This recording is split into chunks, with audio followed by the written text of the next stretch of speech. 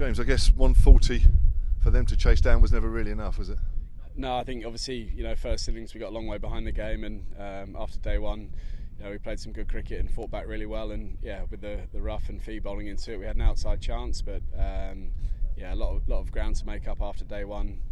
Probably a couple of decisions go against us in big moments in the game as well, added to it, but ultimately, as you say, that first innings deficit was always going to be tough to get back, but I thought we stuck at it well after day one, and as I say, gave ourselves a small chance in this fourth innings. Yeah, I mean, I know after the first innings you were so disappointed, but 340 odd in the second innings is a pretty good effort, isn't it? Yeah, it was. As I say, since day one, we played some good cricket, but making up that deficit was always going to be hard, but we did give ourselves a small chance. Didn't help ourselves with some missed catches, first innings and second innings as well. So we've got to be better with the bat first thing and take our chances. Certainly areas to improve on, but as I say, sort of after day one, we did show some good fight and play some good cricket. You would have hoped for a couple of quick wickets last night, which you got, but I guess you needed a couple of quick wickets again this morning. Yeah, we did. I don't want to make excuses, but again, one or two decisions go with us this morning, and we've done that. But as I say, I can't fault the effort after day one and the way we stuck at it, and believe we had a chance right up until the end. I know it's sort of slightly early days, but I mean that's 3 losses now, isn't it? Really, is that maybe too many to be really seriously considered?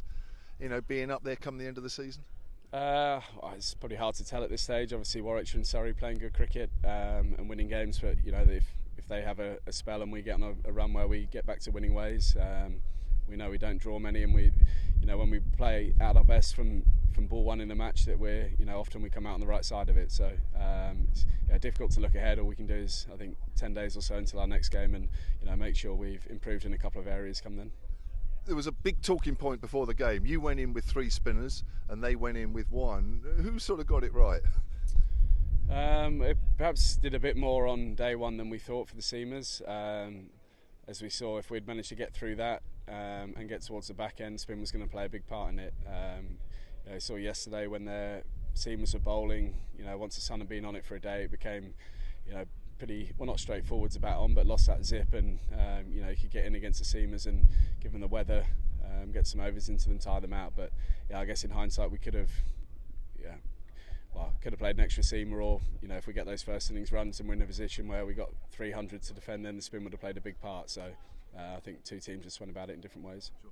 Can I just finally ask you, great news this morning, announcing that the Ageas Bowl finally getting to host an Ashes Test in 2027, a man who's played in Ashes cricket as well. What's that going to mean for the club, the ground and the area? Yeah, it's massive. I think the club have been striving to get to that stage for a long time, and Rod in particular has worked extremely hard and been desperate for the Ageas Bowl to host an Ashes Test. So magnificent for the club, and as you say, the people around Hampshire. Still a few years away, but I'm sure there'll be a lot of excitement in the build up to it.